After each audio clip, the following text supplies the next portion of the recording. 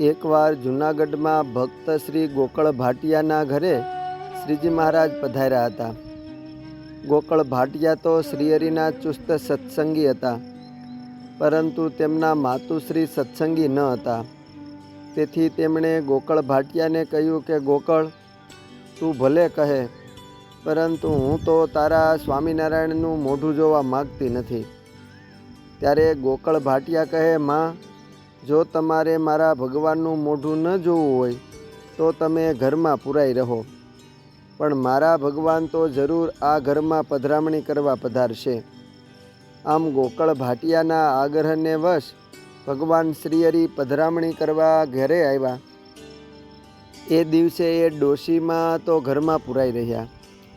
ગોકળ ભાટિયાના આગ્રહને વશ શ્રીજી મહારાજ આખો દિવસ તેમના ઘરે રહ્યા. બપોરે થાળજીમાં અને બપોર વચ્ચે ઓસરીમાં ઢોલીએ પોઢીને આરામ કર્યો. બપોર પછી જ્યારે મહારાજ પરત જવા નીકળવાના થયા ત્યારે માજીને થયું કે હવે તો સ્વામિનારાયણ જતા રહ્યા હશે. એમ જાણીને ઓરડામાંથી નાનકડી બારી ખોલીને બહાર ફળિયામાં જોવા ગયા ત્યારે શ્રીજી મહારાજ તો અંતર્યામી ને ઘટઘટના સ્વામી. તે એમણે સહેજ પાછું વળીને ડોશીને હાવ કર્યું ને ડોશીની સામે દ્રષ્ટિ કરી. પ્રભુની સાથે ચાર આંખો મળતા જ સડસડાટ ડોશીના હૃદયમાં નખશીક શ્રીજી મહારાજની મૂર્તિ ઉતરી ગઈ. પછી તો ડોશીમાને જ્યાં જુએ ત્યાં બધી જ ક્રિયામાં ભગવાનની મૂર્તિ જ દેખાય. ડોશીમાં મૂંઝાવા માંડ્યા, બૂમો પાડવા લાગ્યા કે અરે મને સ્વામિનારાયણ વળગા, સ્વામિનારાયણ વળગા.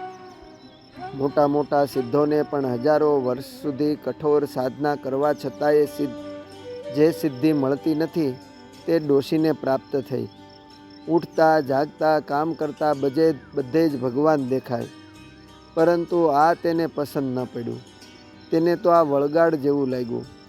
બીજે દાડે પાડોશમાં મોંઘી ડોશીને ત્યાં ગયા ને આનાથી છુટકારો મેળવવાનો રસ્તો બતાવવા કહ્યું. ત્યારે મોંઘી ડોશી કહે, તારે સ્વામિનારાયણ કાઢવા છે? ગોકળ ભાટિયાની માં કહે, હા, ગમે તે રસ્તો બતાવો, હું તમે જેમ કહો તેમ કરવા તૈયાર છું, પણ મને આનાથી છોડાવો.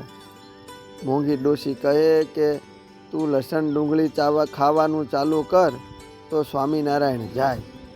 એની ગંધે જ્યારે અકળાશે દૂર સ્વામિનારાયણ થાશે.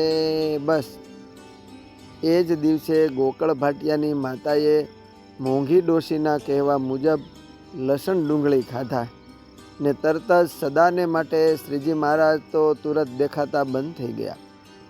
શ્રીહરિએ શિક્ષાપત્રીમાં હરિભક્તોને આજ્ઞા કરી છે કે અમારા આશ્રિતોએ ડુંગળી લસણ આદિ અભક્ષ્ય પદાર્થો ક્યારેય ન ખાવા. વળી ભક્તિ માર્ગમાં ચાલતા થકા જે વૈષ્ણવી ધારાના ભક્તોને પણ ભગવાનનો પોતાના હૃદયમાં આવિર્ભાવ કરવો હોય તેમણે લસણ ડુંગળી આદિ તામસી ખોરાક ક્યારેય ન ખવાય. અસ્તુ. જય સ્વામિનારાયણ. અન્ન તેવું મનમાંથી.